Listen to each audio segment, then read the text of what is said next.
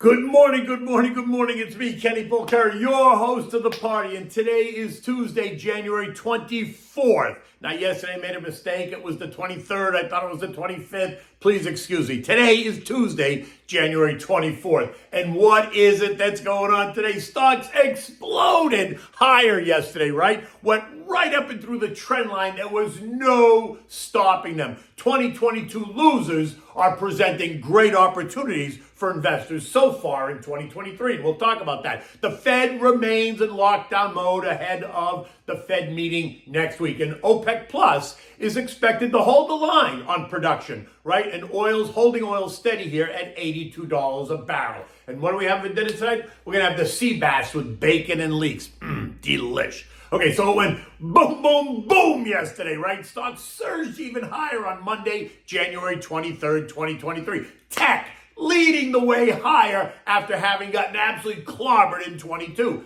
The NASDAQ rising by 2 percentage points yesterday as investors begin to assess what the earnings parade is going to look like for this very influential sector of the economy. And as you know, we've heard from so many that so many of them as they slash and burn jobs and estimates that investors are now celebrating the tightening of the belt, as well as the opportunity that many of these present after the beating that they've taken. We're seeing outsized moves to the upside, which does make some sense, but not completely, because what's really changed between last week and this week, right? The data is still weakening. The Fed is still expected to continue to raise rates, right? I think through May before they pause.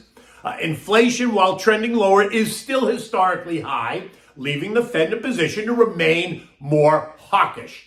But I suppose you have to start somewhere. And remember what I said yesterday. The market is a discounting mechanism, right? It's not trading on the data from today. It's trading where it thinks we're going to be 4 to 6 months down the line. So I guess what the market is telling us is that there are sunnier days on the horizon. Look, this week we're due to hear from stalwarts, tech stalwarts, such as Microsoft, which is tonight up. That was up 1% yesterday, or $2.36. Intel up 3.6%. Texas Instruments up 3%. Tesla up 7.7%. Wolf up 7%. IBM up 0.5%. And it looks like investors are looking ahead and not behind, right? The earnings, what will they be? They'll be what they'll be. But it's going to be the guidance that we're all looking forward to, right? In light of all the layoffs and all the cost cutting that's going to drive the action. And this lit the whole group on fire. Anything tech was high. The semis up $19 or 5%, right? It was off 47% last year. NVIDIA up $14 or 7%. That was off 69%. Disruptive tech, ARC, up 4.3%. That was off 77%, but it's already up 22% this year. Cybersecurity up nearly 2%. That was off 35%. Artificial intelligence, right, up 1.8%. That was off 57%. The growth trade up 1.3% yesterday, taking it up 4% for the year. Remember, that was off 34% last year. And the way these names are acting defines exactly what I've been saying. Investors are expecting horrible earnings, but they've already beaten these names up. The market has discounted the bad news and is now focusing on the good news down the road 4 to 6 months out. And for all those investors that got out last year, they're now the ones that they're forced to get back in to establish any kind of a position. You see, the investors that rode it all the way down and continue to be buyers, even in the face of that weakness, they did a couple of things, right? They built up a larger position at cheaper prices, and they dollar cost averaged lower over time, helping themselves. So now that these stocks are running, they can just sit back and let them run. They are not suffering from FOMO, right? The fear of missing out. They are not running out there to establish a position. They already have one. And they're watching the show as all those other people go running in trying to reestablish a position. All you have to do is look at the sectors, right? The worst performing sectors of 22 are this year's stars so far. Communications, XLC up 12.5% year to date. Consumer discretionary up 9.3%. Tech up 8%. Basic materials up 7%. Real estate up 6.5%. The semis up 16%. Retail is up 11%. Airlines up 18%. Metals and miners up 12%. The strength in tech helped to ignite a fire across the board that took almost everything higher, causing all the indexes to end the day on the upside. The Dow added 255 points, or 0.8%. The S&P up 48 points, or 1.2%. The Russell added 24 points, or 1.25%, while the transports added 214 points, or 1.5%. And then we got more job cuts. This time it was Spotify. And the headline says it all. Spotify to axe 600 workers and shake up management, right? This says the CCO, Don Ostroff, exited, and they announced 2 new co-presidents. Spotify now joins Google and Apple and Microsoft, and a list as long as my arm of others that are tossing people out on the street. Look, just FYI, more than 250,000 tech jobs have been cut so far this year, and there's probably more to come. And they're all singing the same song, that they all apparently overhired during the great pandemic, and now it's time to right the ship. And investors apparently are loving it. Spotify rose by 2% or $2 a share yesterday, taking it up through the final trendline resistance at 98.57, leaving it up 26% year to date. But remember, it was down 81% since the high of March of 2021, when it traded at $387. And that's really the story for all of them. All these sectors that we witnessed getting trashed last year are this year's darling. The sell-off of 22 providing a huge opportunity for investors now in 23. New money and some of the old money is getting reallocated to these beaten-up sectors because you see it. In fact, I was on Fox Business with Stuart Varney on Friday morning when he said, "You're not buying right now, are you?" And I said, no, I didn't say that. That's not true. In fact, I am and I have been a buyer the whole way down. I wasn't one of those people that panicked, and you know that because we've talked about it. Okay, today we're going to get some more macro data, right? We're going to get S&P U.S. manufacturing PMI and services PMI, both expected to be in contractionary territory, along with the Richmond Fed survey. Now, the strong rebound is about to be tested this week by a slew of earnings reports. And let's hope that the easing inflation and all the cost-cutting moves support all of this excitement. But you have to ask, have investors taken stocks to levels that cannot be supported by what we're about to hear, both on the monetary level as well as the individual level? If investors keep taking stocks and bonds higher levels, remember what JJ said. He said it 2 weeks ago. If stock prices and bond prices continue to advance, it's going to make his job more difficult. So he told everyone, contain yourself. Don't get overly optimistic, because anyone calling for a Fed pivot is on the wrong side of the fence. And believe it or not, there are still some that think rates cuts are coming this year. I just don't get it. Why would the Fed cut rates if we're still far enough away from that 2% inflation target? And they think that the Fed can manage a soft landing on top of it? Well, if you manage a soft landing, that would suggest that monetary policy is correct. And if it's correct, then why are they cutting? You have to believe that we're in for a hard landing if you think that they're going to cut rates in 2023. So now you have to ask, is it hard or is it soft? Now, I'm in the hard camp.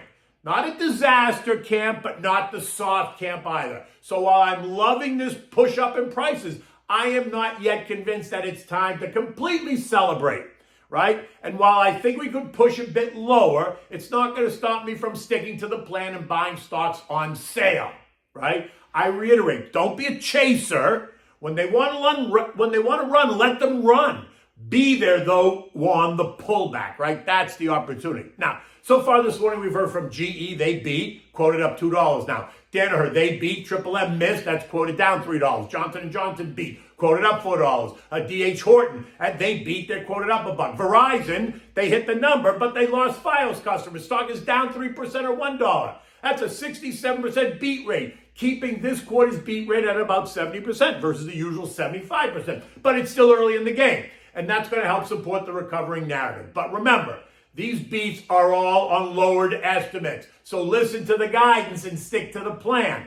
Remember, we're going to hear from a range of industries this week, right? Representing tech, data processes, oil field services, aerospace and defense, consumer staples, freight, rail freight, airlines, telecommunications, diversified chemicals, agricultural products, and electric utilities, and many more. So expect to learn much more about the state of our economy. This morning, U.S. futures are down, and that should be no surprise after yesterday's move. Dow futures down 90, the S&P's down 10, the Nasdaq down 45, the Russell's off by 4. Oil continues to churn right in line, right? It's up 30 cents at $82 a barrel. We remain above the 2 trend lines, and we're about to test the final trend line resistance at 85.60. News that OPEC Plus is expected to make no change to production at the February meeting is helping keep oil steady, right? It's not running, it's not declining, it's not really rallying, it's just holding steady. Treasury prices declined just a bit yesterday as we saw money move into stocks, pushing yields just a bit higher, right? But the curve remains inverted. Now, the Fed remains in a lockdown mode ahead of next week's announcement, so therefore expect to hear nothing from the Fed, like I said to you yesterday. European markets are also just a bit lower, also after the recent run-up. Most markets across the zone there are up better than 8% across the board year to date so far. So a little digestion is certainly okay. Eurozone composite PMI, which is both manufacturing and services, coming in at 50.2. Now that's up from 49.3, and it's boosting hopes that the Eurozone just might avoid a recession. Not so sure about that yet, but we can keep our fingers crossed. The S&P closed the day at 4,019, up 47 points, in a complete reversal of the negative tone from earlier in the year. We have now busted up and through the trend line at 4,000, right? That's the line drawn from the January 22 highs all the way down to the December highs. Like I said yesterday, this was key. Now, can we move up and through 4,000 or will it fail? Well, we moved up and through. So now the question is, can we now hold it as support if it comes down to test it, or will it fail and go through, right? We're about to find that out as well. Okay, so what are we having for dinner tonight? We're having this roasted sea bass with bacon and leeks, and it's bathed in some white wine. It is delicious, right? And it's simple to prepare. You do it all in one baking dish, so it's not going to make your kitchen a mess. So for this, you need diced bacon, you need garlic, leeks, the white part only, thinly sliced. You need salt and pepper, the sea bass fillets. You need finely chopped thyme, cherry tomatoes, dry white wine, butter, and lemons. And you know me, I always use the Pinot Grigio Santa Margherita. Now, preheat your oven to 375 degrees. Put the diced bacon in a roasting pan and bake it until it crisps up, maybe 5 to 8 minutes. Now add the sliced garlic and cook that for another 2 minutes or so, and then the leeks. Season it with salt and pepper, and then let it bake for another. Let it sit on the stove for another 5 minutes. Now stir this mixture and allow it to all blend together. Now season the fillets with salt and pepper and the chopped thyme. Set the fresh fish on top of the leeks. So take all the leeks and the bacon, put it in a baking, in a Pyrex dish, and set the fillets on top, and add in 2 cups of white wine and the halved cherry tomatoes. Return it to the oven now and let it cook for 10 minutes or more, right? Just a little bit more until the fish is flaky. Remove it from the oven. Put the fish on warm plates. Take a stick of butter. Add it with the leeks and the bacon. Not a stick of butter. A quarter stick of butter, and let it melt and mix it with the bacon and the leeks, and then serve this over on top of the fish, right? So you can adorn the fish, put the fish on the plate, and then put the leeks and the tomatoes and the bacon on top of the fish. And then serve this with your favorite chilled white wine. It is, again, I would use the Pinot Grigio Santa Margherita. That's just because my preference, but you use what you like. In any event, the day is just started. You can see the sun is out. It's going to be a beautiful day here in South Florida. Until tomorrow, take good care.